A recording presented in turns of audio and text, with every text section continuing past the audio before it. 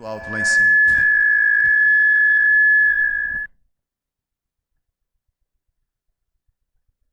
Som. 1, 2. Som. Testando. Ok? Muito bem. Vamos dar início, então, à nossa reunião na noite de hoje. Acho que ainda está alto, Johan. Vamos orar. Que a Deus abençoe. Pai querido, em nome de Jesus, nós te agradecemos por dia, as atividades, a tua companhia, a tua presença. E agradecemos também a oportunidade que temos, ó Deus, na noite de hoje, de vir aqui falar um pouquinho, nos debruçar a tua palavra, tentando compreender um pouco mais acerca dessa doutrina, desse tema tão importante que afeta o nosso relacionamento contigo eternamente. Então, que o Senhor nos abençoe, nos dê um entendimento correto acerca do assunto de hoje. Em nome de Jesus. Amém. Amém. Muito bem, irmãos. O nosso assunto de hoje vai ser justificação. Pode colocar alguns de beleza. Slide. Nosso assunto de hoje vai ser justificação.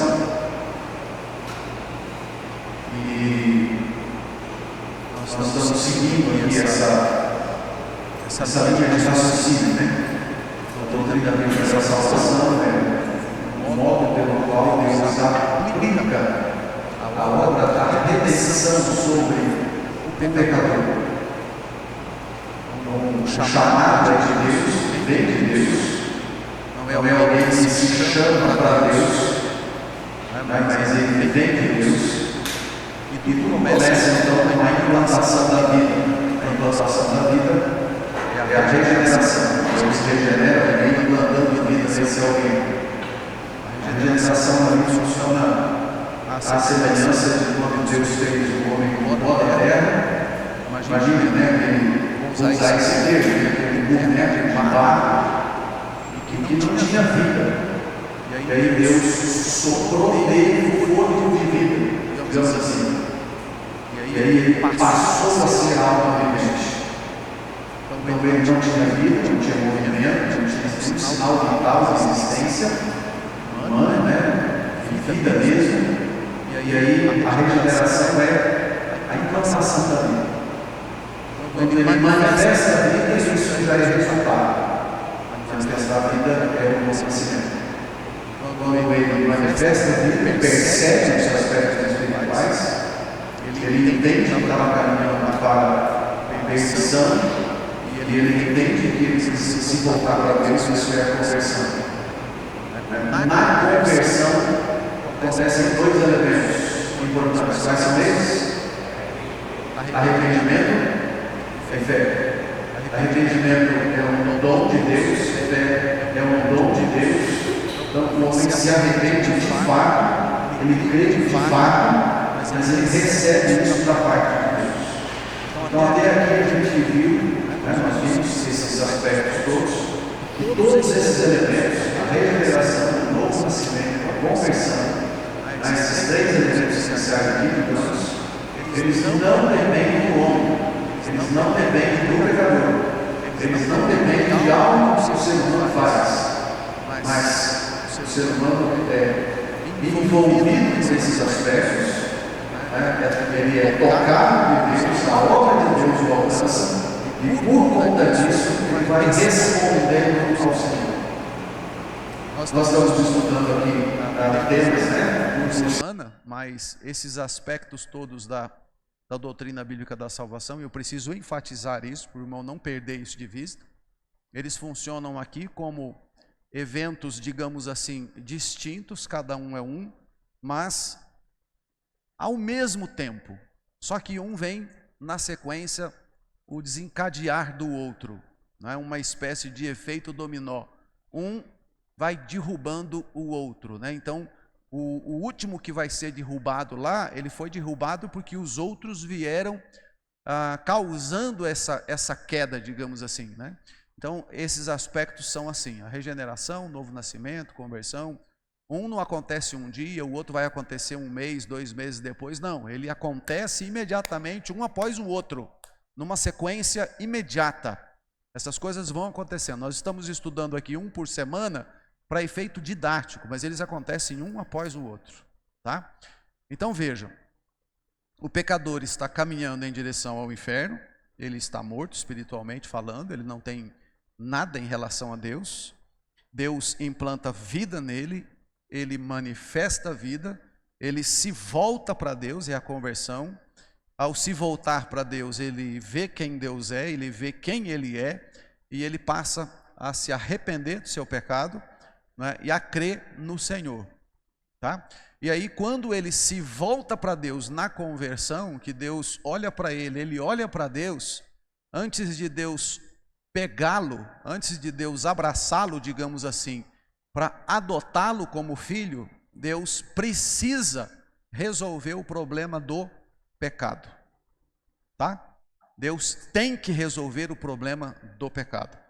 E é por isso que a doutrina da justificação vem exatamente após aqui, né, numa linha, digamos assim, de aspectos que vão acontecendo um após o outro, da conversão. Então o pecador se volta para Deus, ele se arrepende dos seus pecados, ele crê no Senhor, e aí Deus vai abraçá-lo para torná-lo seu filho. Só que antes de fazer isso, Deus diz assim: eu vou justificar você de todos os seus pecados. Tá ok? E nós estamos tratando aqui da aplicação da obra da salvação. Tá ok? Então esses aspectos têm a ver com a aplicação da obra da salvação em todos esses aspectos. Então, o que é a justificação? Não é? Esse é o ponto que nós vamos examinar aqui e dar uma olhada. Tá ok? Vamos lá. Eu vou apresentar aqui um conceito, uma definição, daí a gente vai trabalhando aqui. Os que Deus chama eficazmente, também livremente justifica. Essa justificação não consiste em Deus infundir neles a justiça, mas em perdoar os seus pecados e em considerar e aceitar as suas pessoas como justas. Tá? Então, há uma pequena diferença aqui muito importante entre Deus infundir justiça neles e Deus considerá-las como justas. O pecador não passa a ser perfeito. Ele não recebe perfeição no ato da justificação. Ele recebe uma imputação de justiça. Né? Isso a gente vai ver daqui a pouco. Deus não os justifica em razão de qualquer coisa neles operada ou por eles feita, mas somente em consideração da obra de Cristo, não lhes imputando como justiça a própria fé, ou o ato de crer, ou qualquer outro ato de obediência evangélica, mas imputando-lhes a obediência de Cristo quando eles o recebem e se firmam nele pela fé, fé esta que não tem de si mesmos, mas como dom de Deus. Então eu estou citando aqui, esse primeiro parágrafo é da Confissão de Fé de Westminster, parágrafo 1 do capítulo 11.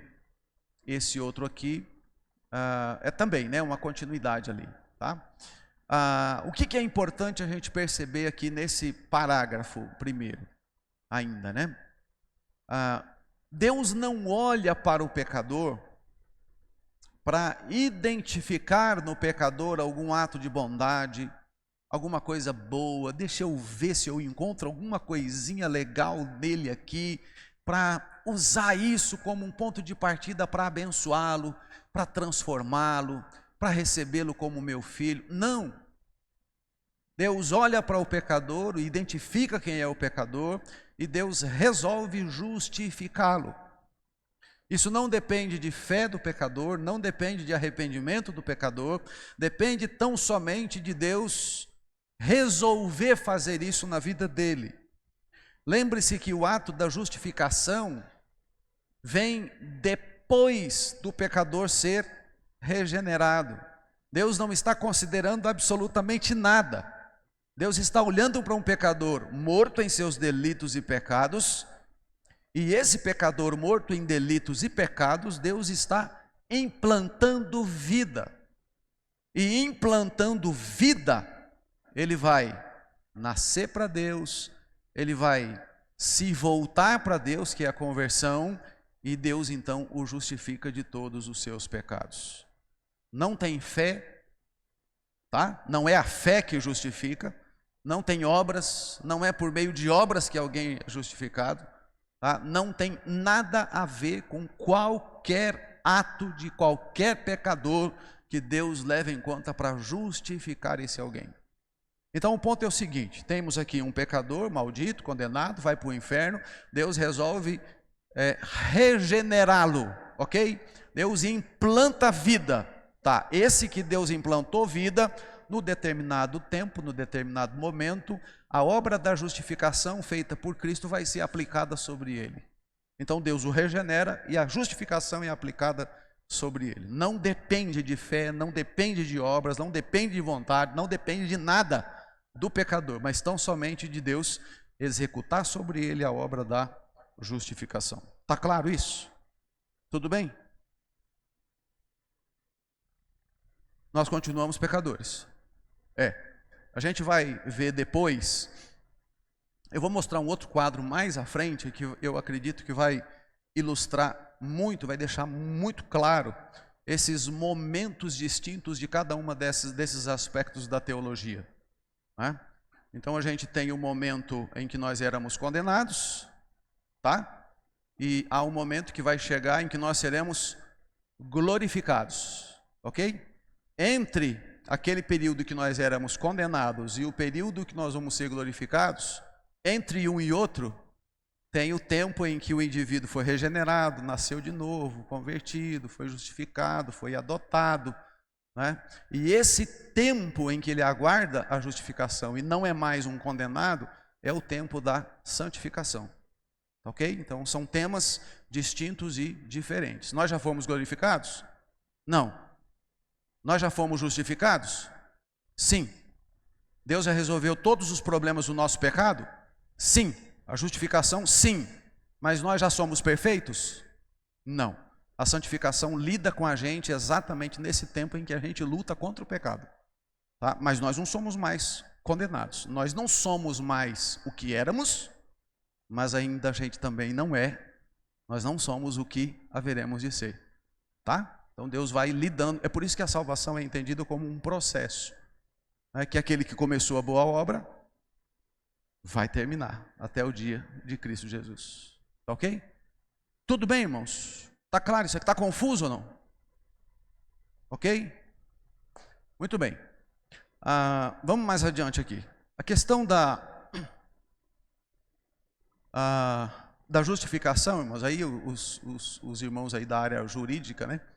Acho que entendem isso aí de uma forma bem mais profunda, né?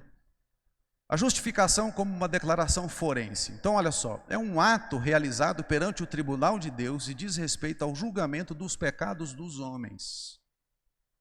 Deus aplica sua justiça, sente-se satisfeito em virtude do pagamento dos débitos da transgressão da lei. Então, qual que é a ideia aqui? Imagina,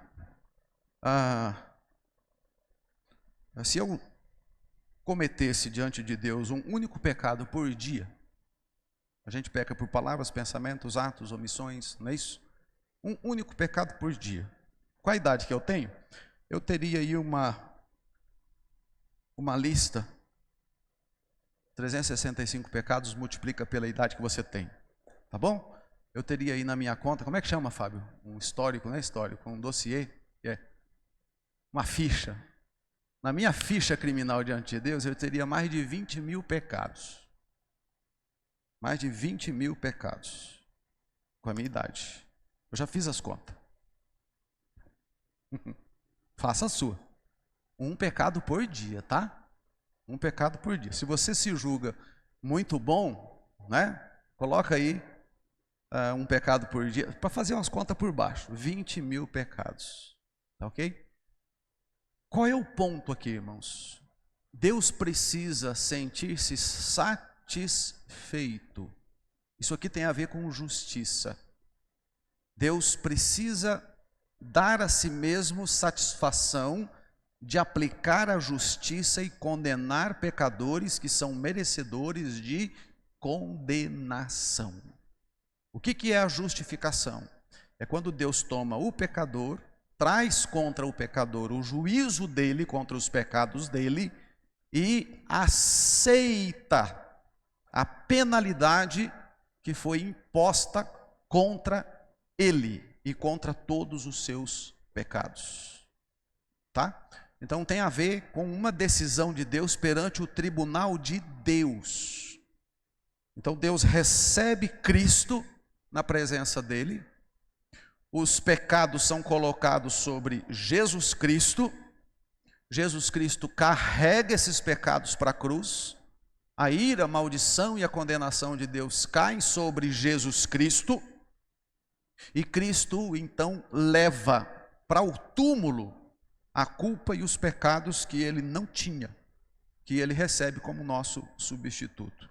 Então Deus olha para o nosso pecado e considera que os nossos pecados já foram tratados com justiça. Deus os condenou. Deus se dá por satisfeito em punir e causar contra os nossos pecados a sua ira e a sua maldição. E por conta da obra de Cristo, aqueles que o Senhor resolveu regenerar, como resultado eles nascem para Deus, como resultado eles se convertem a Deus, e antes de Deus abraçá-los para serem seus filhos, Deus os justifica. É por isso, irmãos, que nós entendemos que os pecados que são tratados na cruz são os pecados passados, os pecados presentes e os pecados futuros. Ou Deus resolve de uma forma completa, plena e absoluta, ou não há garantia e segurança de salvação. Está claro isso? É um ato de declaração de Deus perante o tribunal de Deus, onde ele considera que esses pecadores regenerados, nascidos de novo, convertidos e agora justificados, eles são aceitos por Deus, porque os seus pecados foram pagos. As dívidas que eles tinham diante de Deus foram totalmente pagas, elas foram quitadas. Está claro isso? Não? Sim ou não? Quem entendeu, diga amém. Quem não entendeu, diga não entendi. Então os irmãos entenderam. Tá ok? Vamos lá. Interessante observar. De novo, né? Para chover do meu lado aqui, ó. Não tem a ver com algo que a gente faz para Deus. Tem a ver com o que Cristo fez para Deus. Tá? Não tem a ver com obras que eu realizo. Tem a ver com as obras que Cristo realizou em nosso lugar. Fala aqui, Jorge, senão não dá para entender. Acho que está sem pilha esse trem aqui. Tá? Deixa eu ver aqui. Não está ligando.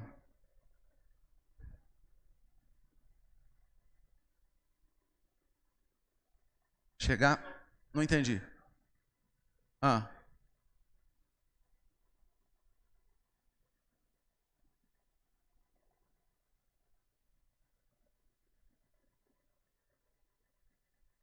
Você fala, isso você diz respeito, você está falando em relação ao dia do juízo final? Nós vamos ser apresentados como pecadores? Isso. Diante de Deus, você fala? Nós vamos ser apresentados com pecado. Então, e vai ser imputado em cima de Cristo, independente de sendo hoje. Então, no dia do grande tribunal, você tem livros e você tem um livro. Livros que têm os pecados de todos os pecadores registrados.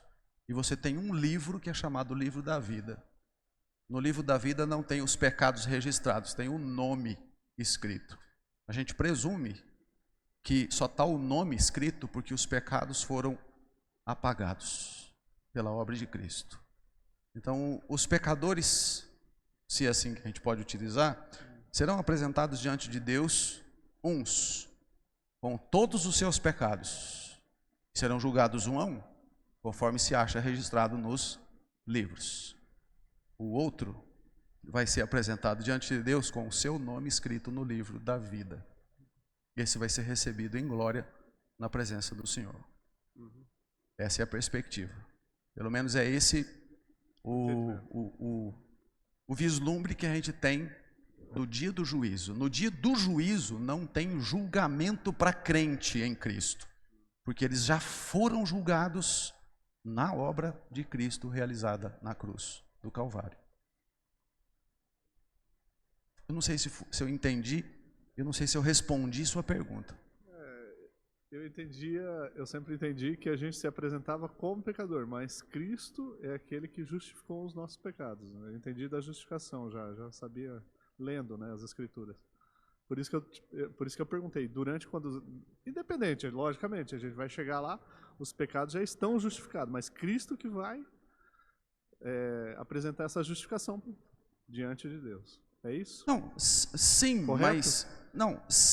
mas veja, a posição que o crente estiver ocupando diante de Deus, ele vai participar do julgamento dos ímpios, inclusive dos anjos não eleitos. A posição deles é uma posição de privilégio. Eu não sei se eu entendi, Jorge, o que você está colocando, né? A gente vai tratar disso quando a gente entrar no tema glorificação lá na frente. Pode ser ou não? Pode ser. Pode ser? Aí você segura, a gente volta a mexer com isso daí. Mas eu não sei se eu respondi, se eu entendi e se eu respondi a sua questão. Depois a gente pode conversar à parte. Pode ser? Tá ok? Beleza? Pois não, Fran?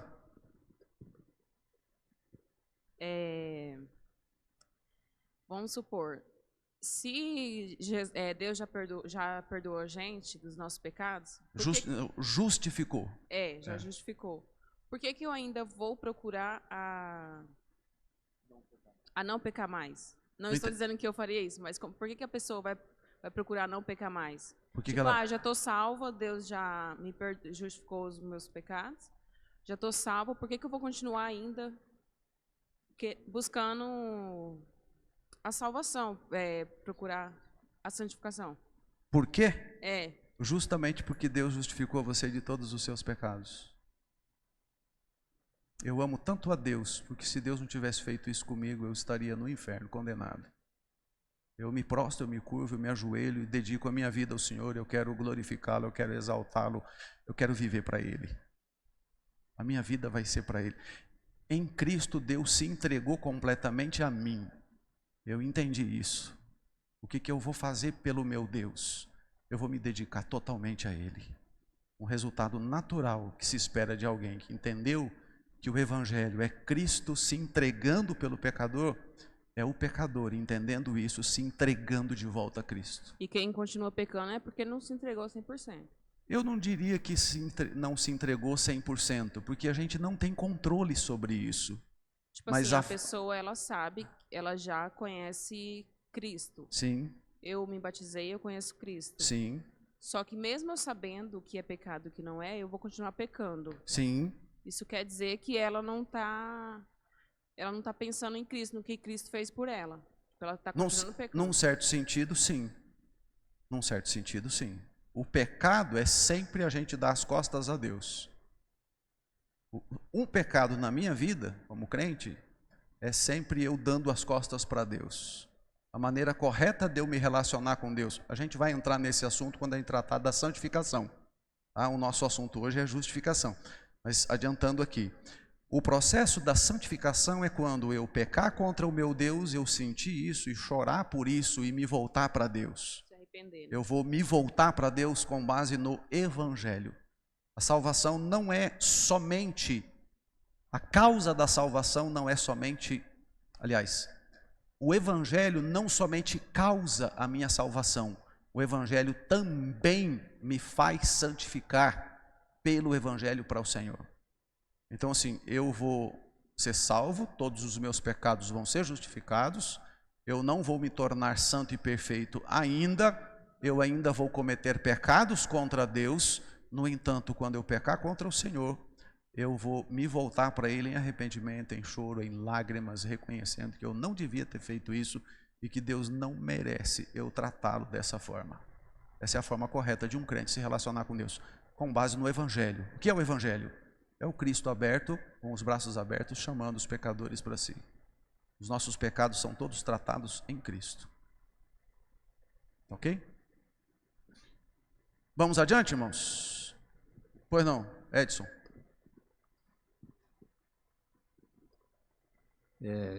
Olhando para o processo, eu posso dizer que a regeneração é o novo nascimento. Conversão. A conversão é uma ação do Espírito Santo na minha vida. E a justificação é uma ação de Cristo na cruz. Sim. Eu consigo Sim. fazer essa separação. Sim. A justificação não afeta. Eu vou dizer isso daqui a pouco. A justificação não afeta o nosso relacionamento com Deus em termos.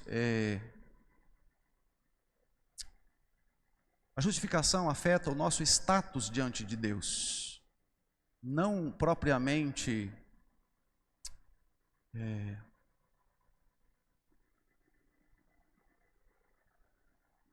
a justificação é um ato de Deus na cruz, é fora da gente, eu vou dizer isso daqui a pouco, e a doutrina bíblica da salvação implica o Espírito de Deus pegar essas coisas todas e aplicar sobre o pecador.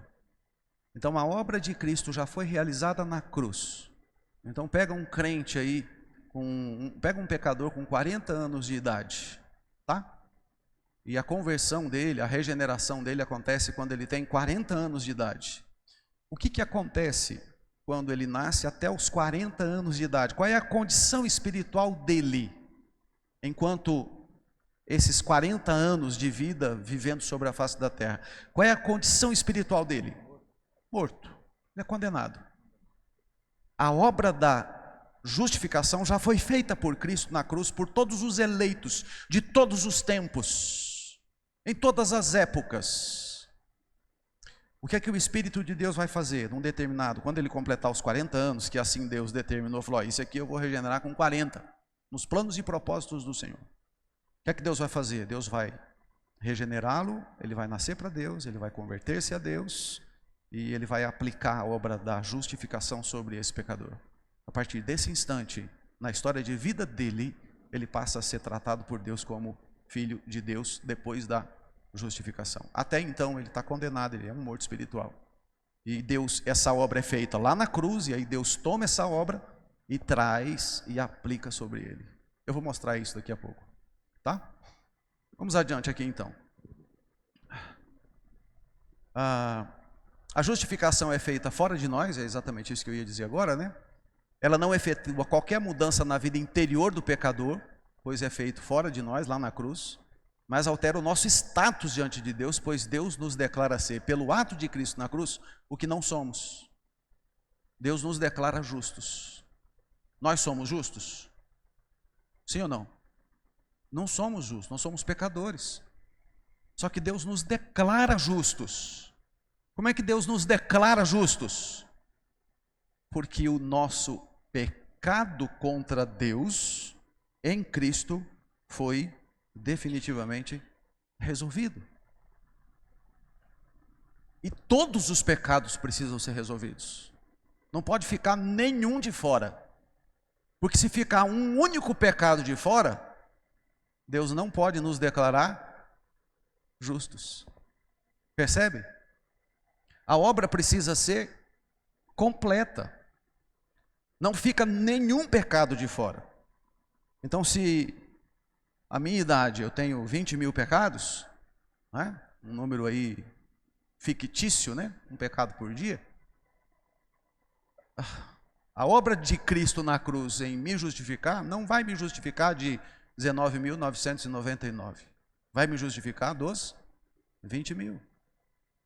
Se eu vou viver mais 60 anos, mais 100 anos, mais 200 anos, todos os pecados de toda a minha vida, passado, presentes e futuros, estarão justificados na cruz de Cristo, pela cruz de Cristo. Se ficar um pecado de fora, eu não entro.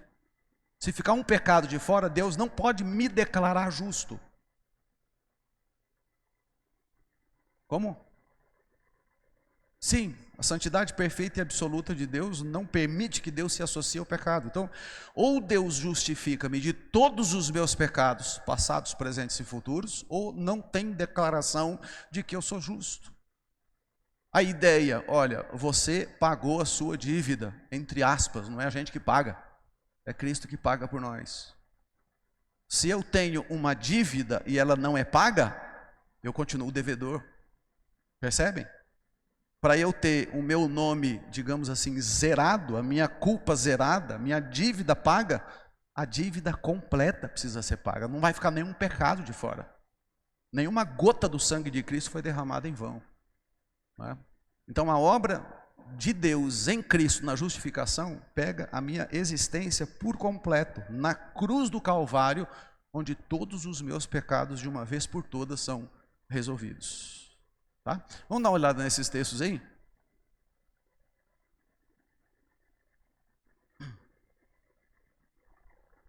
Vamos lá, Colossenses 2, 13 e 14. São alguns, tá, irmãos? Tem muitos outros textos aí. Colossenses 2, 13 e 14, olha só.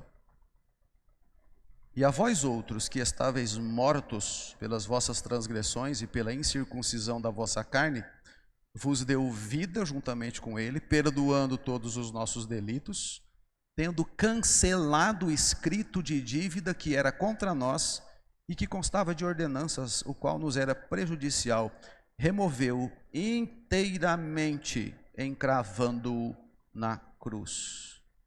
Então você tinha um escrito de dívida. Seus pecados funcionam como uma espécie de escrito de dívidas. E aí Jesus na cruz, o que faz? Ele cancela o escrito de dívida. Por que ele cancela? Porque ele pega para si e ele é tratado por Deus como se fora pecador, e ele é maldiçoado por Deus, ele é punido por Deus, ele é castigado por Deus, e essa punição, essa ira de Deus, essa maldição de Deus contra Cristo nos é apresentada a Deus em nosso favor. Jesus fala para Deus: põe na minha conta que eu pago.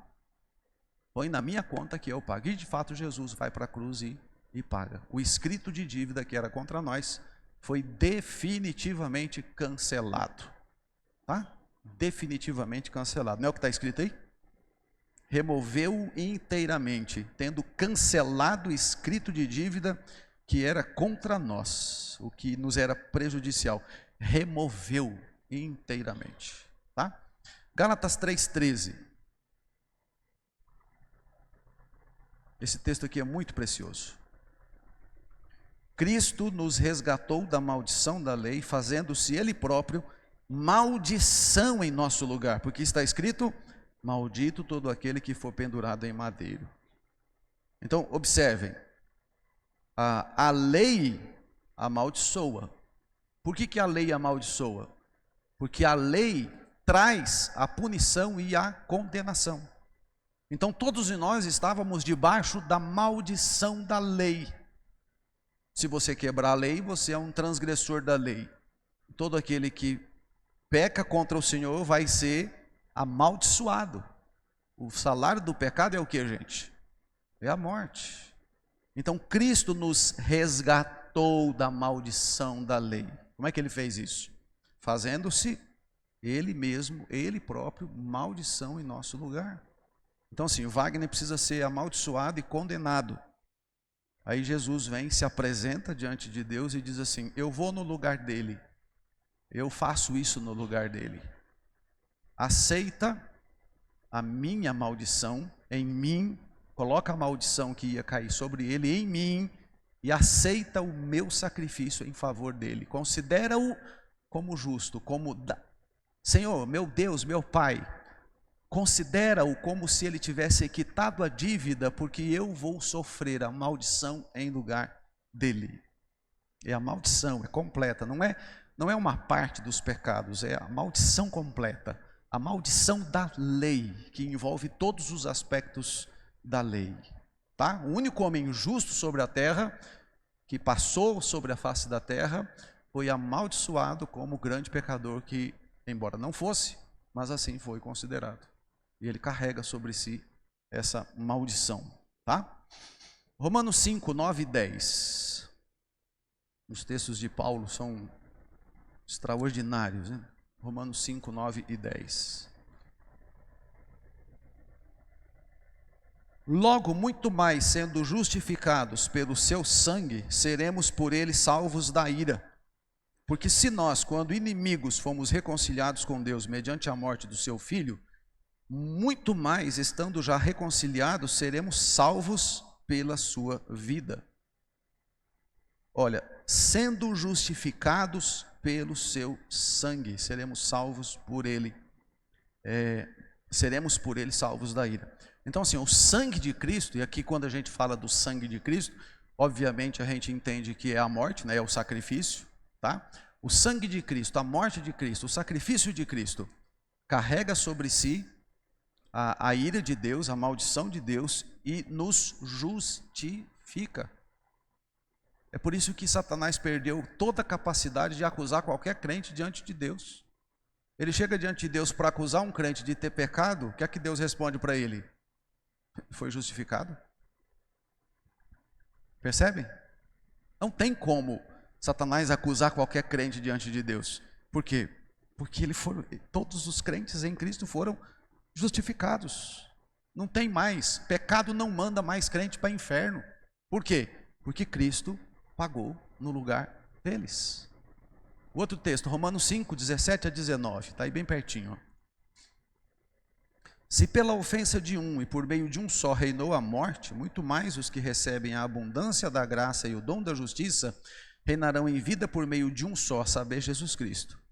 Pois assim como por uma só ofensa veio o juízo sobre todos os homens para condenação, assim também por um ato só de justiça veio a graça sobre todos os homens para justificação que dá vida.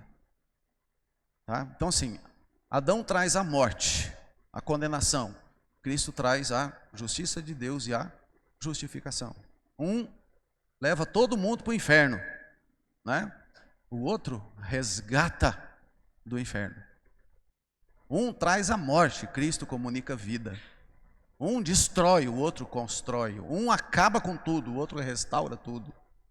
Então Cristo faz essa extraordinária mudança na vida aí do pecador. Vamos lá.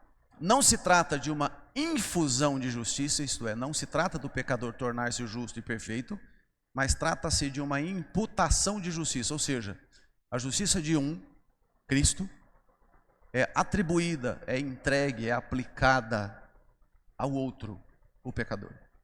Tá? Então, aqui, o que acontece na cruz, tá?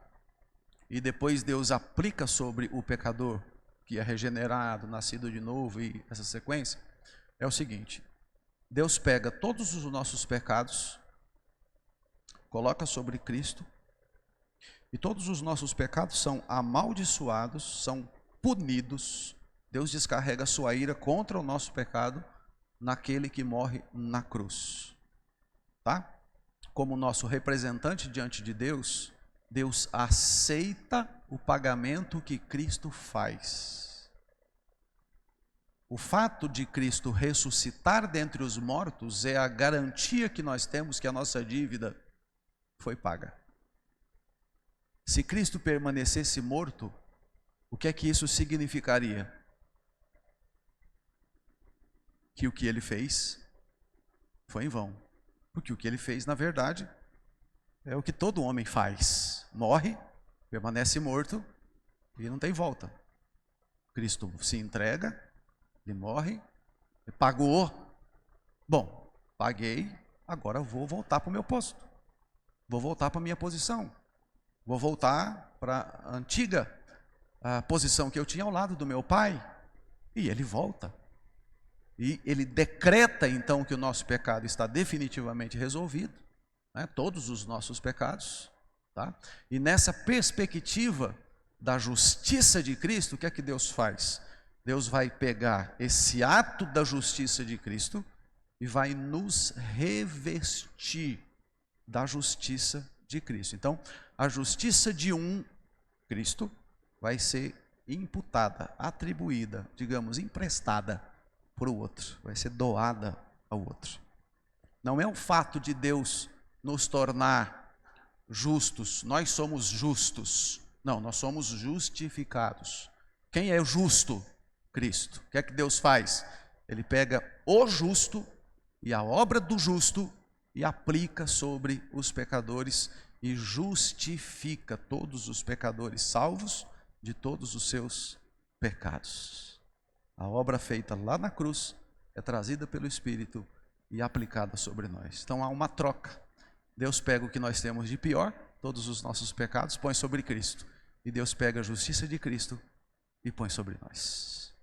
Daqui para lá vai toda a podridão espiritual. E de lá para cá vem toda a justiça de Cristo que nos é vestida. E assim nós somos justificados de todos os nossos pecados. Louvado seja Deus, irmãos. Amém ou não? Fabuloso, extraordinário a obra que Deus realiza em nosso favor. Tá? Eu gosto de montar alguns quadrinhos, né? Os irmãos já devem ter visto isso, né? Então eu creio que isso ajuda muito a gente a perceber essa forma como Deus lida conosco, né? Então de um lado tem Deus, do outro lado tem o pecador. E entre Deus e o pecador tem Cristo, a cruz. Deus vem para nós através de Cristo. Deus não faz nada, irmãos, se não for por meio de Jesus. A obra da criação, Jesus foi o mediador, né? A obra da redenção, Jesus é o mediador. E a obra do juízo, Jesus Cristo é o juiz de vivos e de mortos. Ele é o juiz de Deus, né? Então tudo Deus faz por meio de Jesus Cristo, tá? E aí eu monto essa estrutura, e aqui, irmãos, tem um ponto, eu diria, não especial, mas um ponto assim, um ponto central. O irmão precisa entender isso aqui, tá? Precisa entender isso aqui. Então, de um lado você tem o pecador não perdoado, do outro lado você tem o pecador perdoado, e Deus olha para ambos. E Deus precisa, porque Ele é justo, Ele é puro, Ele é santo, descarregar sua ira, sua maldição e sua justa condenação sobre os dois. Tanto o pecador não perdoado quanto o pecador perdoado precisa receber a ira, a maldição e o juízo de Deus. Deus não vai deixar alguém entrar no céu sem que esse alguém tenha recebido a sua ira, a punição, a maldição.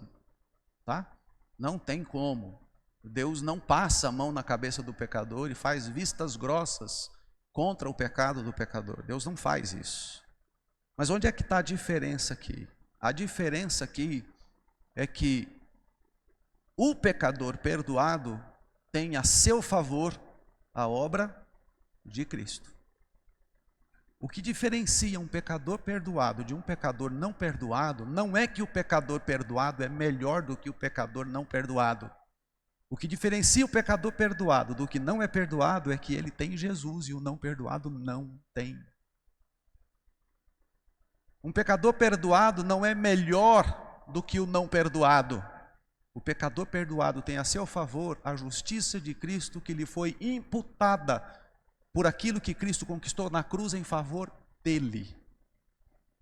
Você que é salvo, meu querido irmão, minha querida irmã, a ira, a maldição e a condenação de Deus caiu sobre você, sobre a sua alma. Só que você não vai receber isso. Por quê? Porque Cristo recebeu no seu lugar. Isso que é a justificação. Deus não deixa de punir o crente, de amaldiçoar o crente, de descarregar sua ira sobre o crente em Cristo. mas ele já o fez na cruz, quando Cristo carregou lá na cruz maldita os pecados daquele por quem ele de fato morreu. Então Deus não deixou você entrar no céu sem trazer sobre você sua ira, sua maldição e sua justiça. Você recebeu isso no seu representante diante de Deus. Quem é o representante? Jesus Cristo. Isso aconteceu lá na cruz do Calvário. Todos os nossos pecados, passados, presentes e futuros, estão resolvidos por Cristo através da obra dele na cruz do Calvário. Está claro isso? Isso aqui é novo para alguém, não? Se é novo para você, levanta a mão só para eu ouvir. Okay? Mais alguém? Os irmãos já sabiam disso, ok? Deus abençoe. Algum comentário, alguma pergunta? Pois não.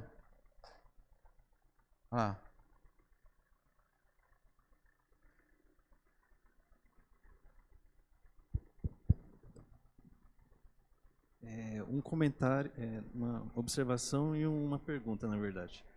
A observação, eu vi que o senhor citou Romanos 5, e eu, pegando um gancho aqui com a pergunta da irmã, Romanos 6 também, eu acho até interessante mencionar que ele vai falar assim, Paulo, depois dele explicar sobre a graça, né, que opera sobre o pecado, ele vai falar assim, que diremos, pois?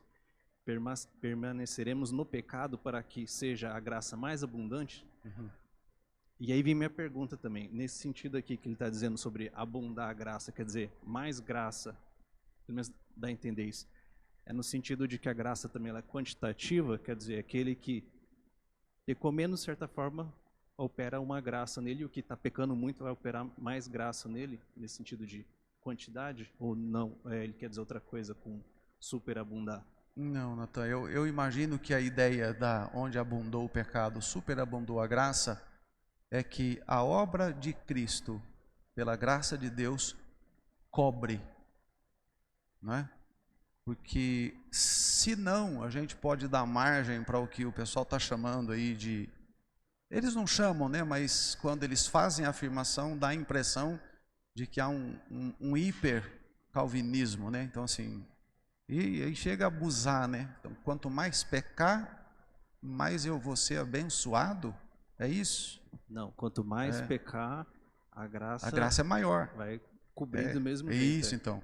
Quanto mais pecado eu tiver, mais eu vou ser abençoado. Porque a graça sempre vai ser maior na minha vida do que o pecado, né? Mas não é isso que se dá na prática. Por exemplo, você pega a história do filho pródigo, o cara foi um pecador. E assim, onde é que está a graça de Deus na vida do filho pródigo? A graça de Deus na vida do filho pródigo foi ele passar pela pior crise existencial da vida dele e voltar para casa ajoelhado, arrastando, comendo pó, para poder experimentar a restauração. E Deus lhe deu restauração. Ali é uma figura de um pecador que de fato se envereda pelo caminho da pecaminosidade, como foi, por exemplo, Davi, né? E ele vai experimentar a graça de Deus. Só que assim, a graça de Deus, ela nos é dada graciosamente, gratuitamente por Deus, mas Deus não tem compromisso de nos abençoar quando nós estamos em pecado. O compromisso de Deus, enquanto estamos no pecado, é nos trazer de volta. E isso às vezes pode ser um tanto quanto dolorido, não é? Então a ideia, onde abundou o pecado, superabundou a graça, me parece muito mais no sentido, puxa, eu sou um miserável pecador. Olha o que Deus fez por mim. Senhor, eu quero dedicar minha vida a Ti. Eu entendo que a graça de Deus me alcança e me transforma, mas não me impulsiona para pecar contra o Senhor. Certo? Era uma curiosidade porque aqui depois ele continua em Romanos 6 falando que não é para ser servo do pecado, apesar da graça, não ficar abusando, digamos, isso, do pecado. exatamente. Aí entra numa libertinagem, né? Aí é comum, né, a gente falar sobre isso e as pessoas então, pastor, então quer dizer que Se os meus pecados passados, presentes e futuros estão resolvidos, eu posso cair na gandaia? Está tudo resolvido? Eu costumo responder essa questão, com todo respeito, né? Mas usando a ilustração aqui da figura de um porco. Um porco. Né? Se você trouxer um porco para dentro de casa, dá banho, passa perfume, corta a unha, arruma bonitinho, passa perfume. Não é isso, Edson? E aí você solta, ele vai para onde? Ele volta para o chiqueiro, ele volta para o lamaçal, ele volta a comer lavagem. A pessoa que diz que foi salva por Cristo, teve todos os seus pecados perdoados, regenerados, né? Justificados, melhor dizendo, e acha que pode viver num estilo de pecado, é semelhante a alguém que vive à maneira de um porco, que não tem a menor consciência do que aconteceu. Não pode. Deus nos chama para nos parecer com Cristo. Deus não nos chama para nos parecer com os demônios. Espiritualmente, quem faz isso é demônio. Totalmente rebelde. Aqueles que são do Senhor Jesus vão se parecer com Cristo. Então não tem o menor cabimento alguém achar que se os meus pecados passados, presentes e futuros já foram resolvidos, posso cair na gandaia. Não, não pode. Não tem compatibilidade com uma coisa e outra. É totalmente incompatível. Aquele que é do Senhor, ele ama o Senhor, ele vai desejar viver para Deus. Ele vai consagrar sua vida ao Senhor. Ele vai sofrer quando ele pisar na bola com Deus. Ele não vai ter prazer nenhum nisso. Certo? Pois não? Não, eu só estou lembrando que exatamente esse texto lá de 1 Pedro, da porca que volta, né, esse adágio, né, a porca lavada que revolveu-se no lamaçal. Eu lembro de uma pregação do Senhor no dia 25/10/2020, que foi o ano de pandemia. É que está anotado na minha Bíblia, quando algo me chama muita atenção, está anotado. Aí eu lembrei, fui olhar, porque esse texto de 1 Pedro é um texto bem pesado, né? E eu vim olhar e foi em 25/10/2020. Acho que quando a pandemia deu uma tranquilizada, né? Pois voltou tudo de novo. Mas a gente estava aqui na igreja. Muito bem. Deixa eu caminhar mais um pouco aqui, que eu tenho alguns pontos ainda importantes. Pode ser? Ok? Vamos lá, então. Esqueci de mostrar esse outro item, né? Então, assim, o que acontece, então, na vida desse pecador? O Espírito de Deus aplica sobre ele a obra de Cristo da cruz. Então, ele fica revestido da justiça de Cristo. Ele é vestido da justiça de Cristo, da pessoa de Cristo. O apóstolo Paulo parece que entende essas coisas de uma forma tão extraordinária, né? Ele afirma em Gálatas: vivo não mais eu. Lembra desse texto? Mas Cristo vive em mim. Então a ideia da justiça de Cristo ser vestida nele, né? De forma completa. Vamos lá. A gratuidade da justificação. Justificação é um ato livre da graça de Deus, é um livre ato da graça de Deus, é gratuita, em favor do pecador. Então você pega Tito 3, 4-7. Tito 3, 4-7.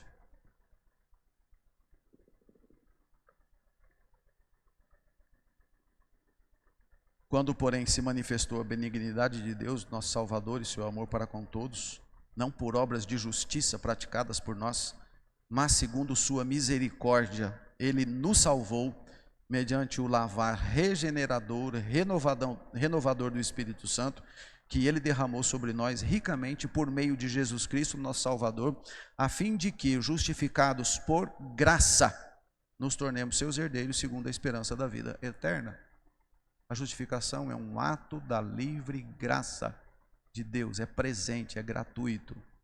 Deus nos dá isso como presente, não é conquista, não é mérito, não é negócio. Eu não dou a Deus alguma coisa para Ele me presentear com a justificação.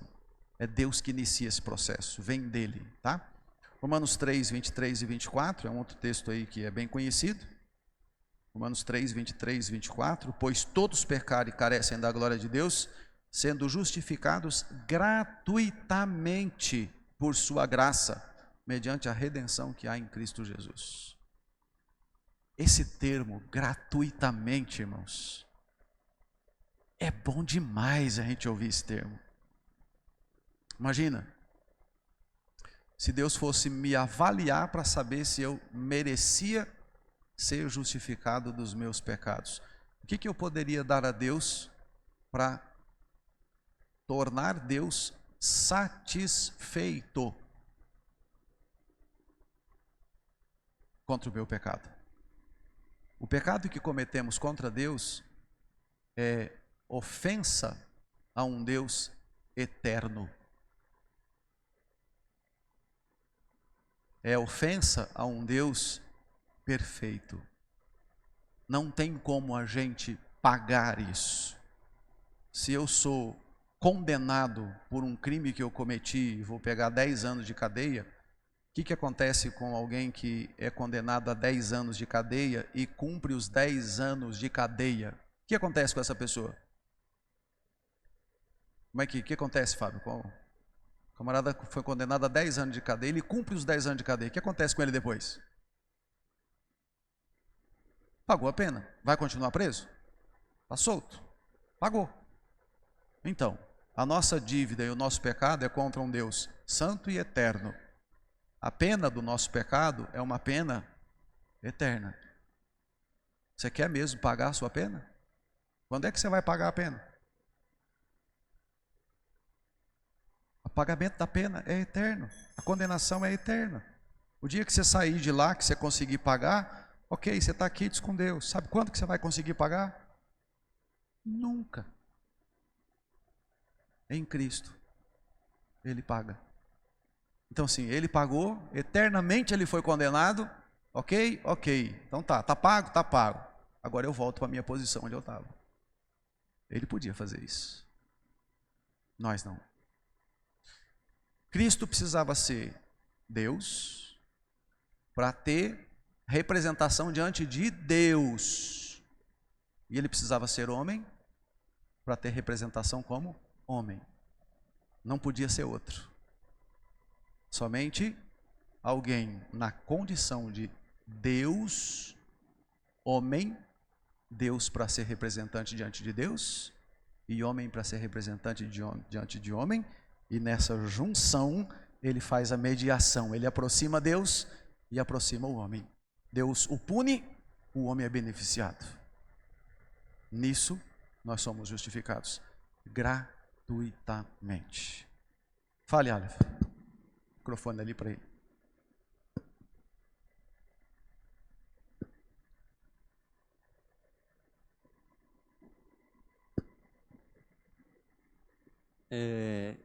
Cristo, ele teve o papel de substituto penal, entrou no nosso lugar, ou ele teve o papel de Cristo Victor, como para mostrar que ele podia ser um homem perfeito e vitorioso?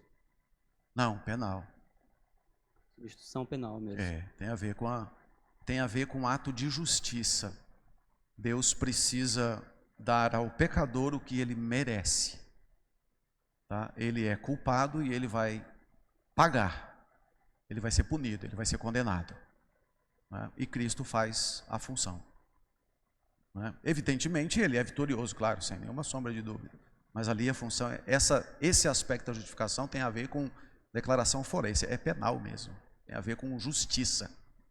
Né? Deus se dá por satisfeito. O julgamento que Deus imprime contra Cristo pelos nossos pecados, Deus olha e diz assim: eu estou satisfeito. Cristo cumpriu. Os pecadores aqui por quem Ele morreu, eu estou satisfeito. Foi pago. Gratuitamente. Louvado seja Deus, irmãos. Gratuitamente. Deus nos deu. É graça. Tá? O pecador é aceito por Deus não porque faz alguma coisa boa para merecer, mas porque as obras justas de Jesus são imputadas gratuitamente ao pecador. Tá? Mais um ponto aqui. Então, qual é o papel da justificação? O papel da fé na justificação, né? Notem, não é a fé que salva, tá? Não é fé que salva.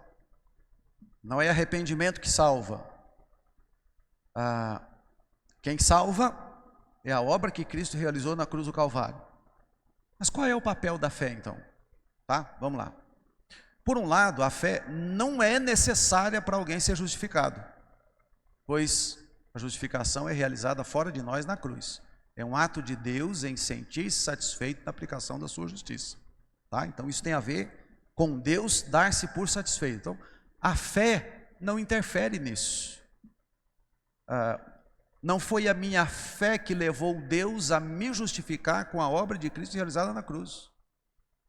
A obra que Cristo fez na cruz vem antes, muito antes da minha fé. O sangue de Cristo, de acordo com Pedro, foi conhecido antes da fundação do mundo. A obra da redenção foi desenhada por Deus antes da existência de qualquer coisa.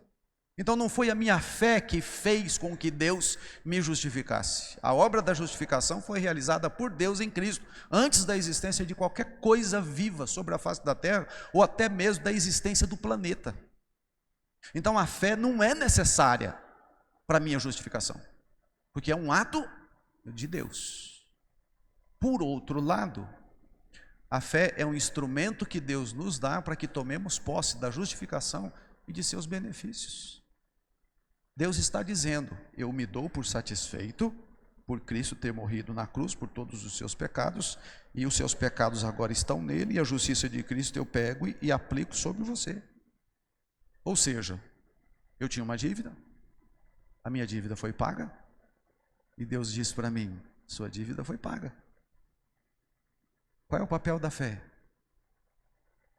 Eu creio. Eu recebo. Não tem essa expressão aí? E às vezes até meio jocosa, né? Eu recebo. Não é? É isso mesmo. Pela fé, irmãos, eu pego a justificação. Pela fé, eu me aproprio da justificação. Pela fé, eu abraço a justificação. Pela fé, eu experimento a justificação. Porque Deus a realizou. E a fé é um instrumento que eu tenho da parte de Deus para pegar, abraçar e viver a justificação. Dá para entender? Está confuso ou não?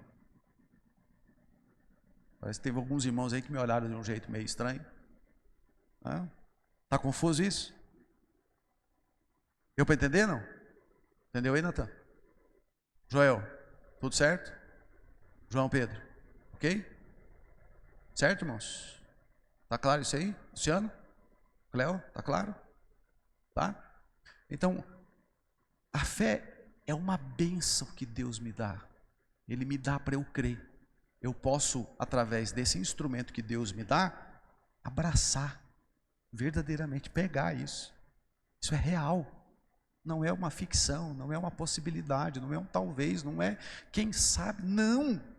É real, é verdadeiro. Cristo fez, Ele morreu, Ele ressuscitou, Ele subiu aos céus. Ele disse que vai voltar um dia para me buscar porque me justificou. Eu creio, eu vou subir com Ele, voando para a glória eterna com o Senhor, porque eu fui justificado. Louvado seja Deus, não? Amém, não? Os irmãos estão convictos disso? Os irmãos creem nisso? Se crê, porque Deus permitiu e deu a condição para você crer. Percebe? Deus começa, Deus desenvolve e Deus vai terminar. Olha esses dois textos, Efésios 2, 8 e 9, que é um clássico. Efésios 2, 8 e 9.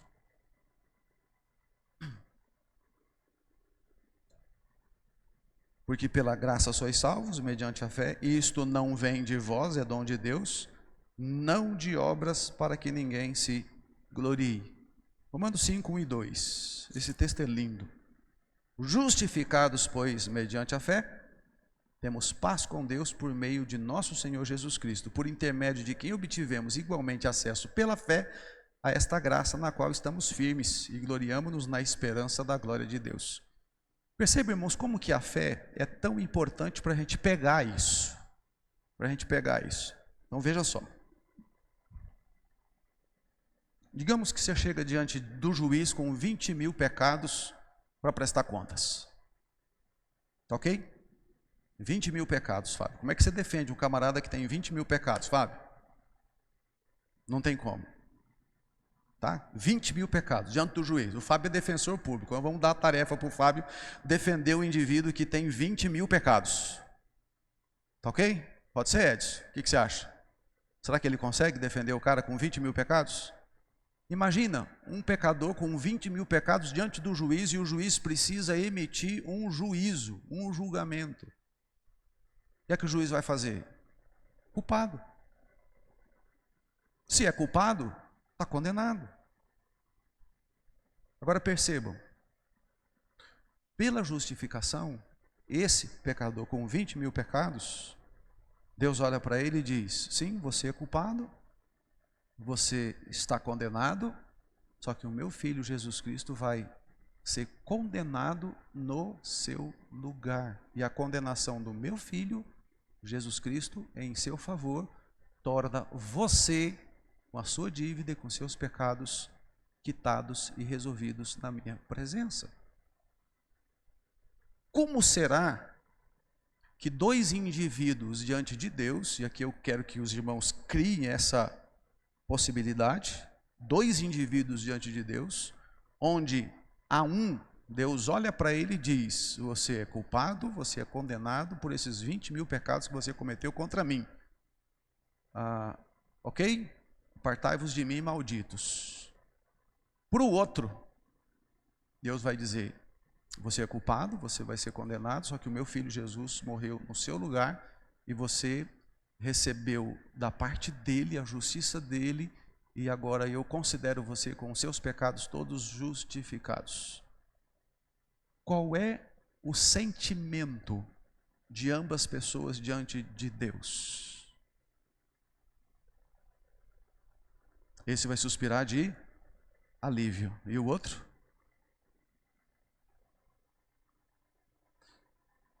Justificados, pois, mediante a fé, temos paz com Deus. A obra da justificação que Cristo realizou na cruz do Calvário nos coloca diante de Deus sem medo de Deus, sem pavor de Deus, mas com paz com Deus.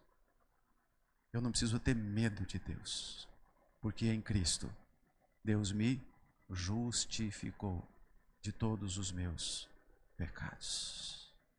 Irmãos, não tem notícia mais maravilhosa do que essa. Quem? Júnior?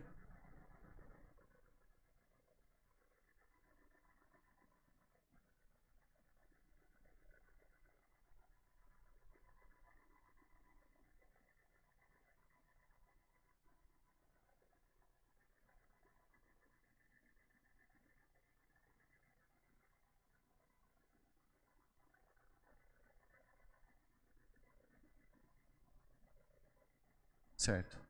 E é feita essa permuta, né? E é feita essa troca do indivíduo que tinha, né? Ou seja, você tem lá uma transgressão e alguém tem que pagar por ela. Isso. E essa transgressão é sua. Ok. Né? E você não precisou pagar e alguém que não tinha transgressão pagou sua conta, né? Isso. Eu acho que essa que é a grande, talvez, a grande graça de Deus, que é lançar uma culpa em quem não tinha culpa. Sim.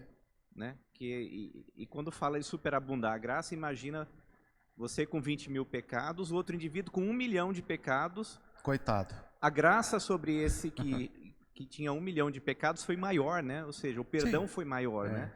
Talvez no sentido da graça, sentido assim, qual foi o tamanho do perdão, né? Pode ser. Isso me faz lembrar, inclusive, aquela declaração de Jesus, de que quem muito é perdoado, muito mais também ama, né? Quem tinha isso, sujeito que tinha a consciência de que a dívida era muito grande, né? Quem muito foi perdoado, muito ama, né? Tá ok, irmãos? Mais alguma questão aí? Tá claro isso aqui, gente? Eu não me lembro se tem mais alguma coisa ali. Deixa eu ver aqui. Acho que não. Não, é isso mesmo. Tá? Então vejam, queridos, a gente tem aqui um pecador caminhando para a condenação, morto nos seus delitos e pecados, e aí de repente, você vai falar? Vou falar. Pastor, pensando aqui, acho que eu já conversei isso com você, mas de repente até compartilhar com a igreja.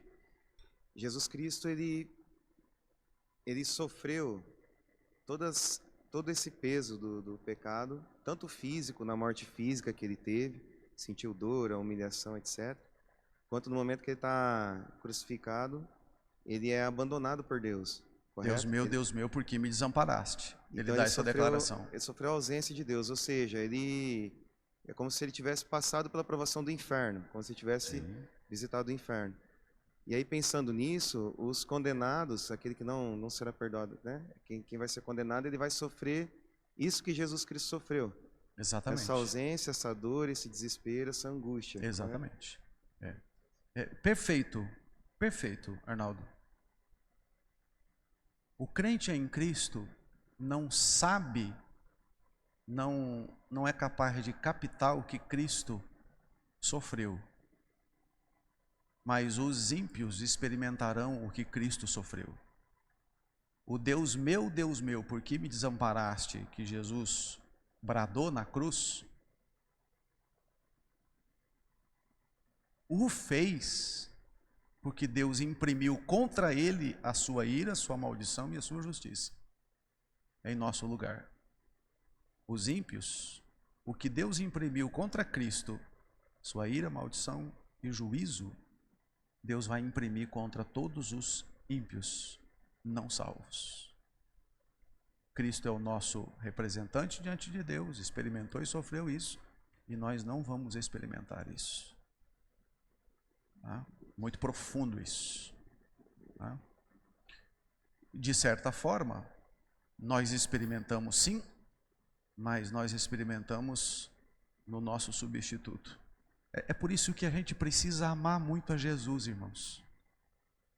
É por isso que a gente precisa amar demais a Jesus Cristo. Porque se eu quiser compreender o tamanho da obra de Cristo, eu preciso conhecer profundamente a Jesus Cristo, a sua humanidade, a sua divindade, o seu ministério, o seu sacrifício, sua dor, sua angústia. Quanto mais eu conhecer a Jesus, mais eu valorizo a obra que Cristo fez por mim na cruz do Calvário. Quanto mais eu me aproximar, depender, andar com Cristo, mais eu valorizo, de fato, a obra que Deus em Cristo realizou por mim na cruz do Calvário.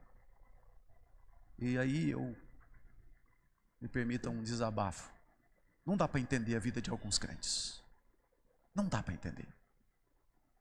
Não dá para entender a vida de alguns crentes. Que leva assim meio que de qualquer jeito. Mas é isso mesmo. Ok? Não precisava desabafar aqui, né? O objetivo não é esse. Mas a emoção às vezes toma conta, né? Ok? Ok, irmãos? Tá claro isso aí? Então, olha. Pecador caminhando em direção ao inferno, condenado.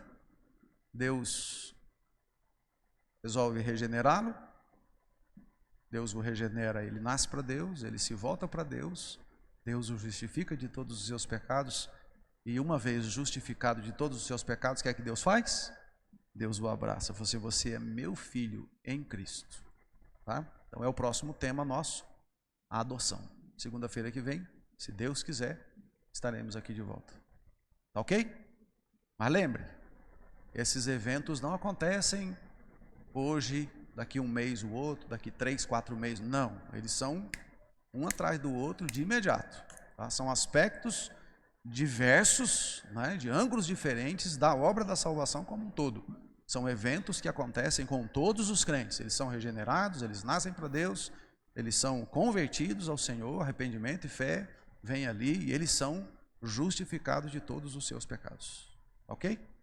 Alguém pode nos elevar a Deus aí numa palavra de oração? Quem for orar, fique em pé Edileno, leva o microfone aí, veja quem vai ficar em pé e um de cada vez, né? Um só, né? De preferência. Então, quem quiser nos elevar a Deus em oração, por favor, ore.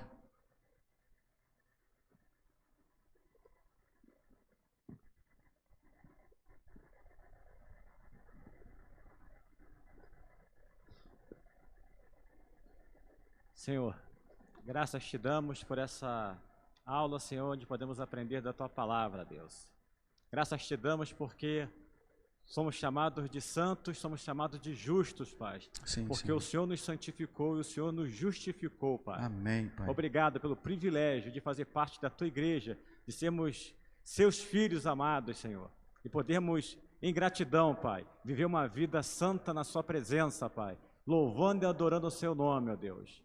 Nos ajuda, então, nessa caminhada de peregrinação, Senhor. Mortifica as obras da carne pelo poder do Teu Espírito Santo, Pai. Completa a boa obra que o Senhor começou em nós, Senhor. Amém. E temos a convicção disso que o Senhor há de completar.